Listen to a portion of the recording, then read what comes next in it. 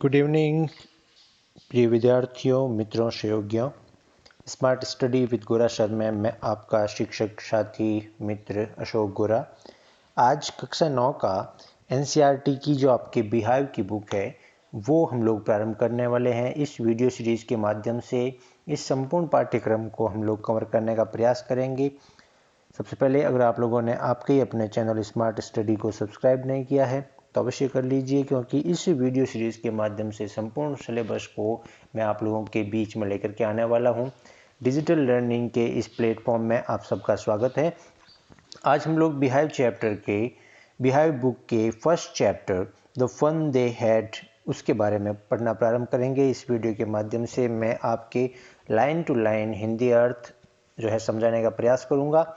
तो प्रिय विद्यार्थियों, आइए मिलकर के हम लोग प्रारंभ करते हैं आज का अपना topic the fun they had. जैसा कि इसके टॉपिक से ही प्रतीत हो रहा है, फन यानी क्या होता है प्यारे बच्चों? फन यानी मज़ा। दे यानी उनके, और अब उनके यहाँ से तात्पर्य किसके लिए है? फॉर पास्ट जनरेशन, यानी पुरानी जो पीढ़ी है उसके बारे में ये बात की जा रही है। हैड यानी थे, यानी पूरा हिंदी अर्थ क्या हुआ? मजे जो उनके थे, मजे जो उनके थे। अब पास्ट जनरेशन, अब आप सोचेंगे कि पास्ट जनरेशन के बारे में सर बात कैसे कर रहे हैं? ये चैप्टर किस बारे में है इसको आप बस इतना सा समझ लीजिए। आज आप लोगों की यानी विद्यार्थियों की वास्तव में वर्तमान में क्या परिस्थिति है?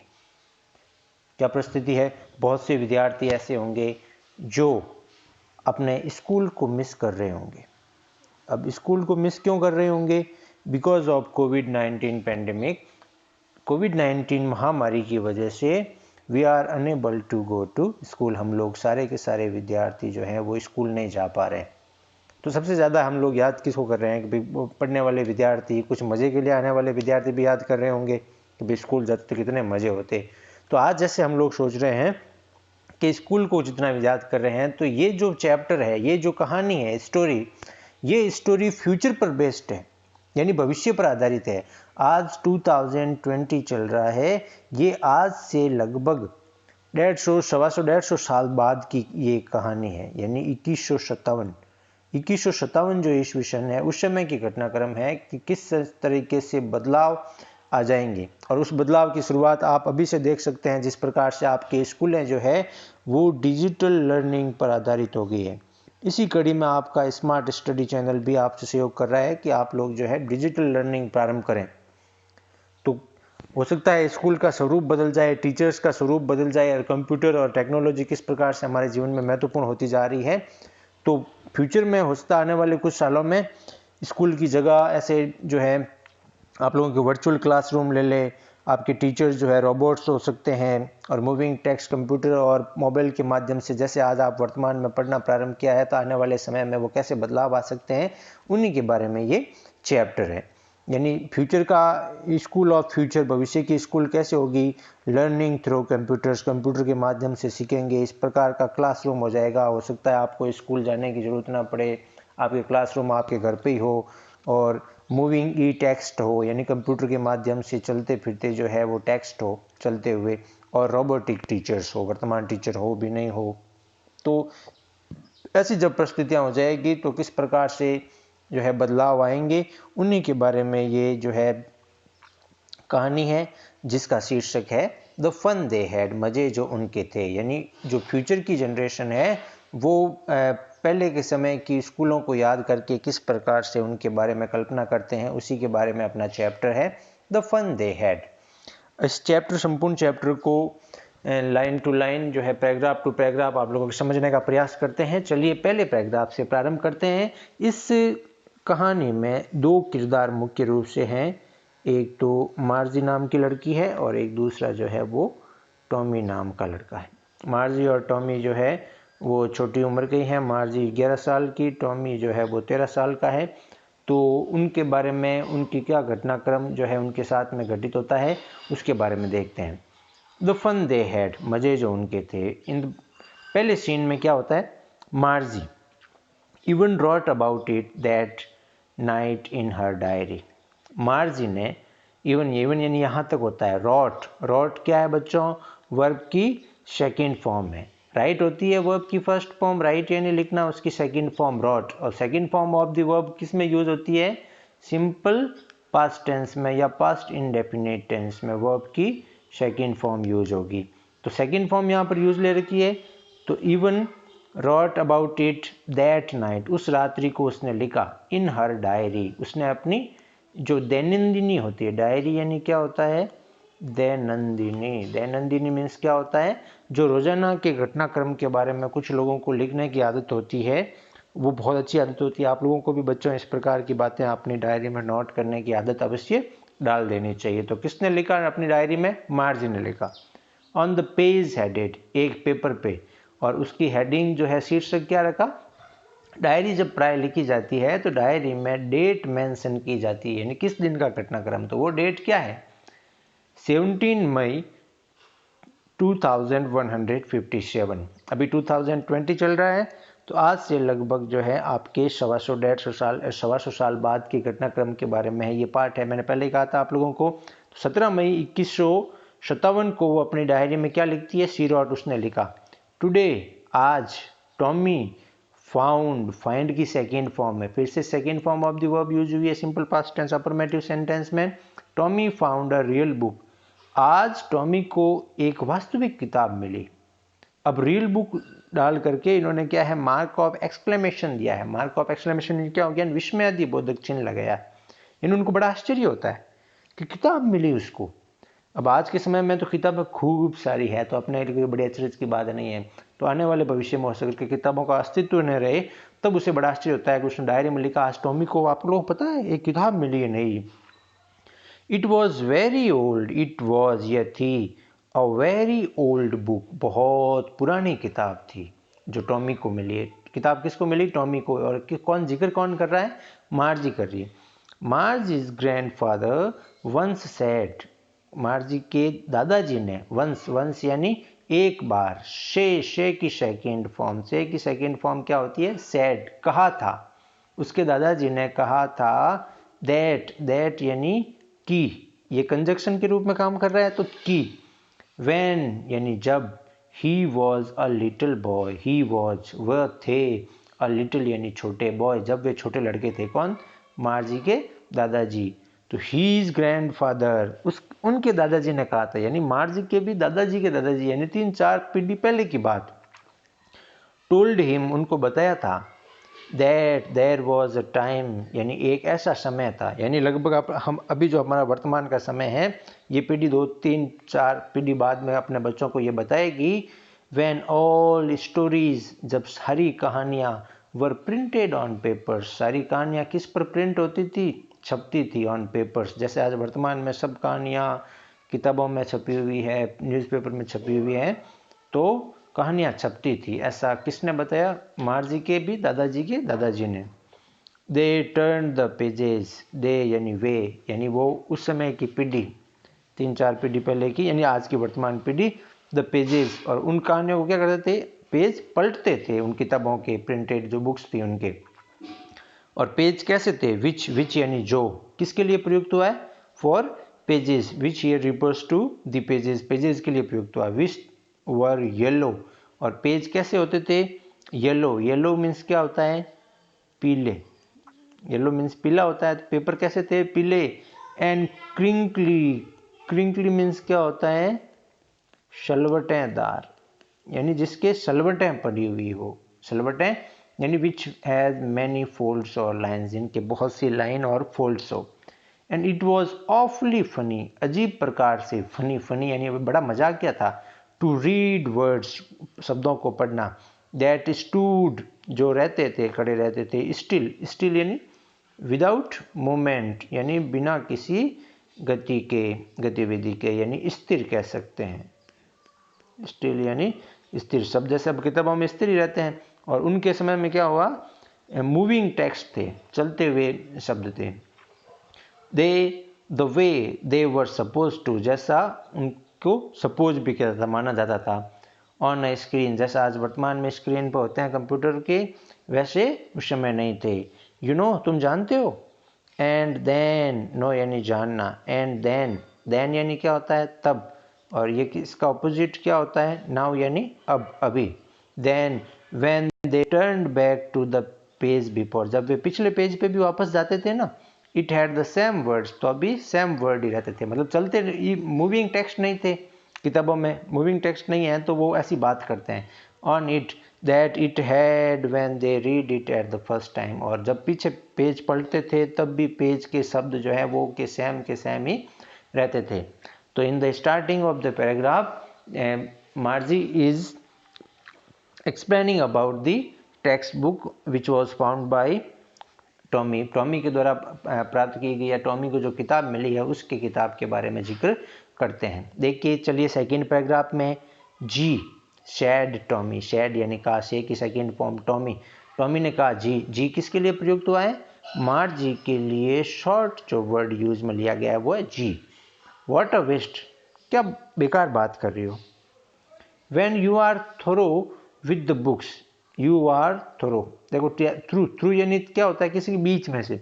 अब through with book, through with books की तात्पर्य क्या होता है, to read, through with book means क्या होता है, तुम पढ़ लो तब इसको, यानी अच्छी तरीके से तब इसको देख लो। You just throw it away, you just सिर्फ महज, थ्रो, थ्रो यानी क्या होता है बच्चों, फेंकना, इट अवे, थ्रो अवे यानी दूर फेंकना। आई गेस, गेस यानी क्या होता है, अनुमान लगाना, गेस यानी होता है अनुमान लगाना, मेरा अनुमान है कि तुम पढ़ करके फेंक देते हो। Our television screen must have had a million books, our television screen यानी जब वो उस वर्तमान की बात कर रहा है तो मैंने कहा कि हमारी जो टेलीविजन स्क्रीन है, मस्ट हैव उसमें निश्चित रूप से होनी चाहिए, had a million, million, million means क्या होता है बच्चों, अ मिलियन, एक मिलियन में कितने होते हैं, 10 लाख, 1 मिलियन मीन्स 10 लाख, यानी 1 मिलियन में 10 लाख होते हैं। अब मिलियंस बुक यानी लाखों किताबें होगी, ऑन इट किस पे, टेलीविजन स्क्रीन पे। It's good for plenty more, goods अच्छी भी है, प्लेंटी, प्लेंटी यानी क्या होता है, बहुत सी, प्लेंटी यानी बहुत सी यानी प्रचुर कह सकते हैं, मोर उससे भी ज़्यादा। I wouldn't throw it away, I would not मैं नहीं फेंकूंगा, थ्रो, थ्रो यानी फेंकना, इट अवे मैं तो उन्हें दूर नहीं फेंकूंगा।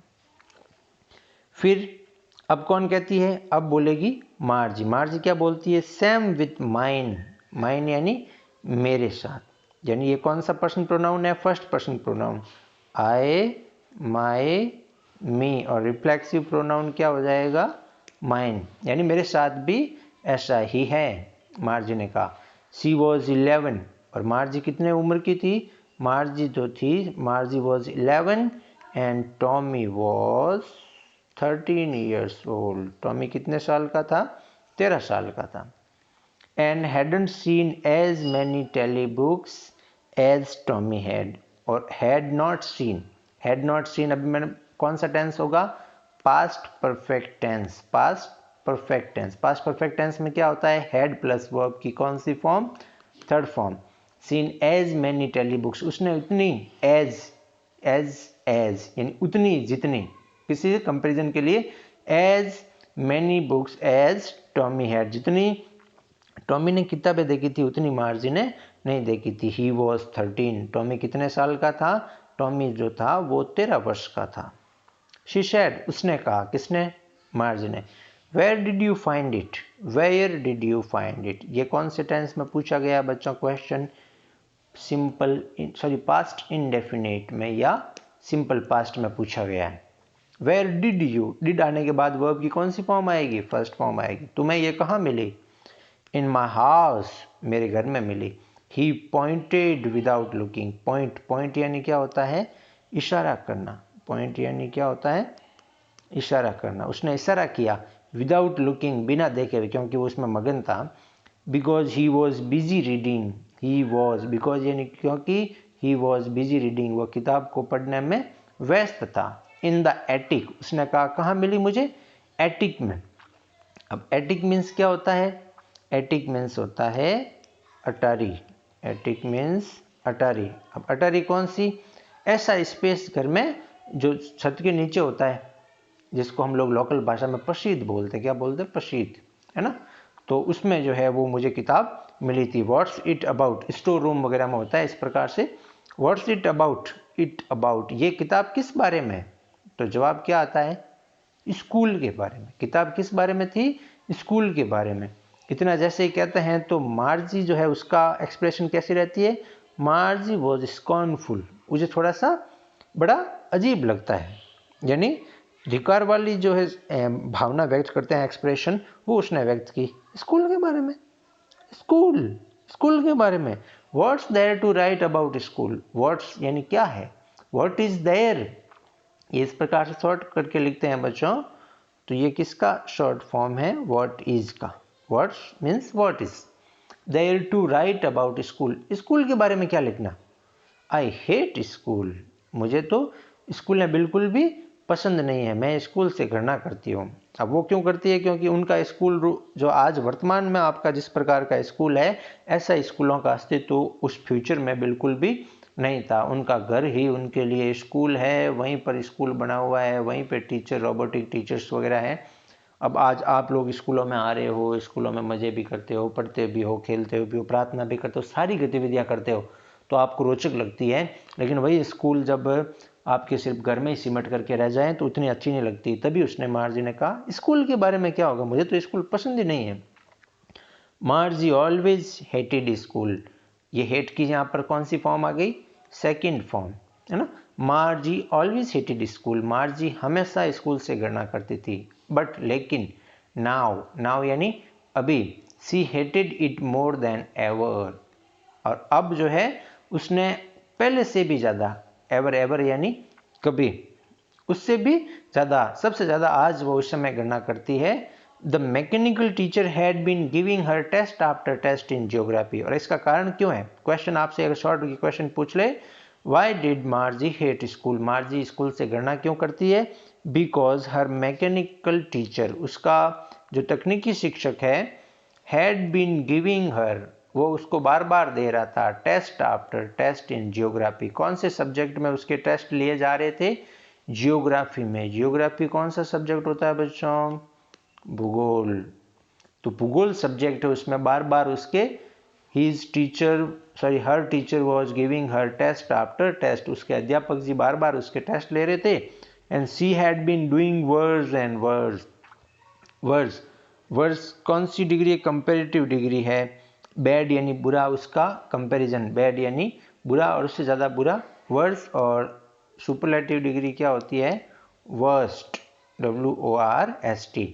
तो until her mother had shaken her head sorrowfully, और वो बुरे से बुरा कर रही थी, टेस्ट में उसकी परफॉर्मेंस अच्छी नहीं थी। हर मदर हैड शेक यानी क्या होता है? हिलाना, शेकन थर्ड फॉर्म है, हिला चुकी थी। हर हेड शोरोफुली, शोरो यानी क्या होता है?